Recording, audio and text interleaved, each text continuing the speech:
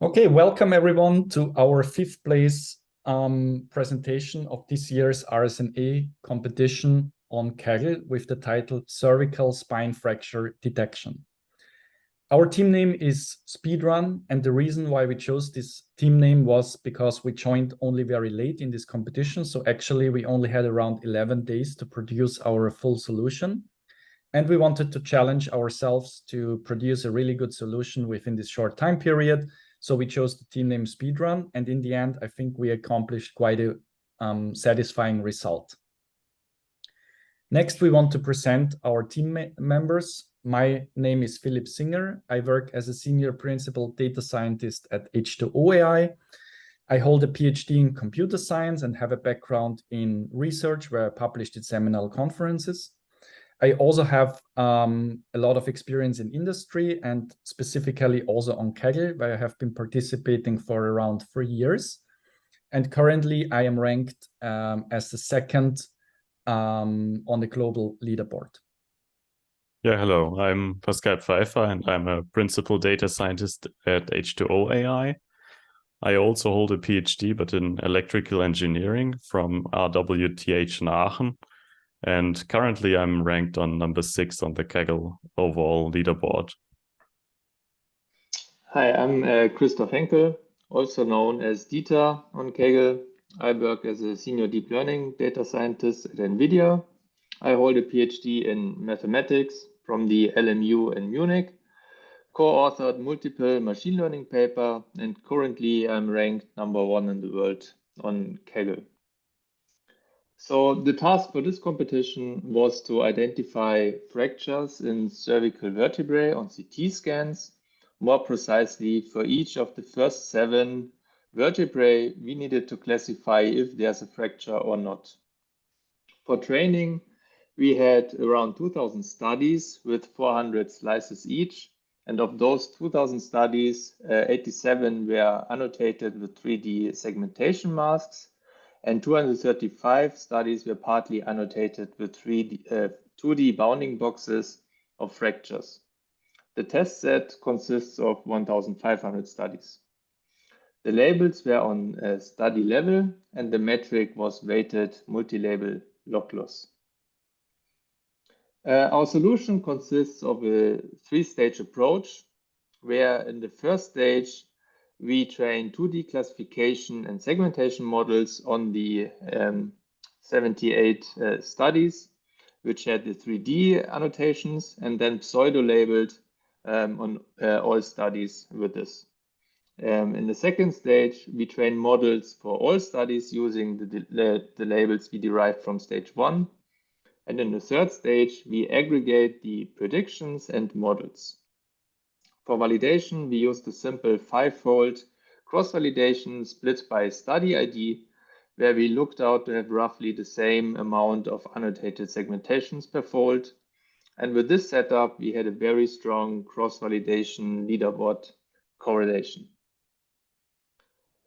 From a tool stack perspective, we used GitHub for sharing code within the team and versioning. All our models are based on PyTorch, where we used implementations of EfficientNet and UNet from TIM and segmentation models PyTorch, which also provide pre-trained weights for the models we used. We used argumentations for augmenting the images, and we used Neptune.ai for logging our experiments and storing hyperparameters. Now, a little bit more detailed to the 3 stages. In the first stage, the first step is to convert the 3D annotations to frame level labels depicting if there's a vertebrae or not. We had 2 types of models. The first one is a simple binary classification for each vertebrae. So we take the 2D image, train a simple 2D classification model, and we derive predictions if there's a vertebrae or not. And those predictions are then multiplied with the overall fracture label to get a per slice label if a specific vertebra is fractured or not, which is then used in the second stage. Additionally, We trained the second type of models, which is a segmentation models, more precisely a UNet, where we use the predicted segmentation mask to derive bounding boxes for each image. And then for a single study, we aggregate all bounding boxes consisting to that study to derive a 3D bounding box, which is then used in the second stage to crop specific regions of interests. With this, I give over to Philip, who will talk about stage 2 in more detail. Yes, thank you. So for the second stage, we now have labels on a slice level. So instead of a study level, we now have the labels on a slice level. And in this case, we now train a second stage model that has as input a single slice and tries to predict the label of interest. And just taking the single slice is not enough because we are losing a lot of information, which is why we take the context of this slice around the slice into consideration. And for this, we built an architecture that is a combination of 2.5D and 3D layers. In detail, we have a 2.5D classification model on either the full images or based on this region of interest crops that Christoph just elaborated on. And we use very heavy regularization because we have very limited data and it is very easy to overfit on this limited information. So we employ a lot of augmentations, a lot of typical regularization techniques, and very specifically and importantly also heavy mix-up augmentation. For the 2.5D part, we just stack 3 subsequent images together, and we will see this in more detail on the next slide. But in basically, we just take a center frame and then the 2 subsequent ones as combining them to the 3 channels, because a single slice has a single channel, and then the 2 neighboring frames form this 3-channel input for the 2.5D part. And then the last layer of the backbone is then transformed to an additional 3D convolution. And here we include the neighbors with step size plus and minus 5. And we can see this on more detail in this next slide, where we can see how such an input looks like. So let's say we are currently training on the sample for frame 15. So we would have, as the center frame, we would have frame 15. And also for this frame 15, we have the label. So we know based on our stage 1 output what the label is for this frame 15. Then the first part for this 2.5D, we take the 2 neighboring frames as the 2 separate channels. So frame 14 and frame 16.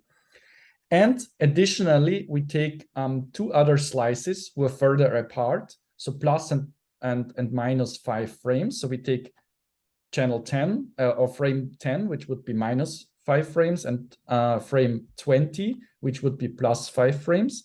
And for both of these, we also take the neighboring frames as the 3 channels. Then we feed all 3 of these separate inputs through the 2D CNN.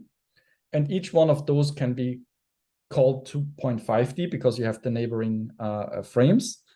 And then basically after these separate 2D forward passes, we have the final layer or some of the few final layers as 3D CNNs, which then aggregates all 3 of these types of inputs together into a single output based on this label from frame 15. So it's a combination of 2D, 2.5D, and 3D in the end to kind of get the whole context of the center frame into account and build a final pooling, which can then be used for the final head in order to produce, again, only on the slice level an output. And afterwards, we will need to aggregate these outputs of the individual frames for a whole study. And I'm handing over to Pascal to talk more about that. Thank you, Philip. Yeah, as Philip just said, these predictions are now still on the frame level, so we need to aggregate it somehow to show the study levels, and we do that by a shallow 4-layer fully connected neural network. which incorporates the preload activation, which is kind of a leaky reload with a learnable slope, and a batch normalization between the last two linear layers. As an input for this network, we derive features from the 2D predictions, namely this is mean, minimum, and maximum probabilities aggregated from the frame level to the study level, and we apply directly the competition metric as a loss function by using the binary weighted log loss. We are then blending this together with just a very simple maximum aggregation from the frames to the study levels, and overweight the neural network by a little bit. So we weighted 0.7 versus the simple aggregation with a weight of 0.3. Yeah, with these final predictions and using the models that we just shown, we achieved a very good result within those few days, and ranked on the private leaderboard, ranked 5th. And yeah, as said, this was a very, very quick speed run for us. So we weren't able to fully explore every possibility, but shortly dived into trying 3D convolutional networks on the full studies.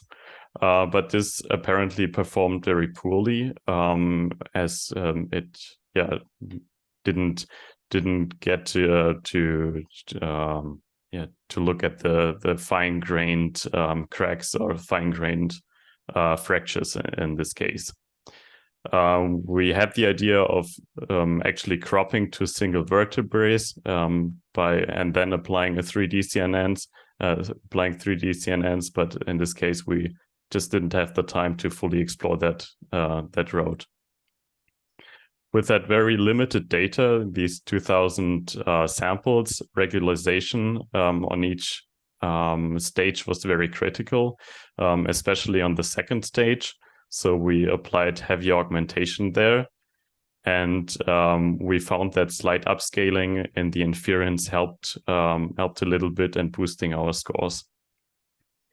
In the final submission, we had one stage 1 model for doing the crops or the segmentation on the first stage, and subsequently we then had 5 stage 2 models, of which one was trained on the crops and 4 of them were trained on the full images. We used the single stage 3 model with seed blending. And all of that summed up to a submission time of almost covering the full 9 hours. So we had about 8 hours and 3/4 of our final submission time. Yeah, we would like to thank again the hosts and also Kaggle for hosting this very interesting competition, which we had a lot of fun in. And if you like to follow us, please do so on Twitter. You can see the handles below. Thank you. Thank you.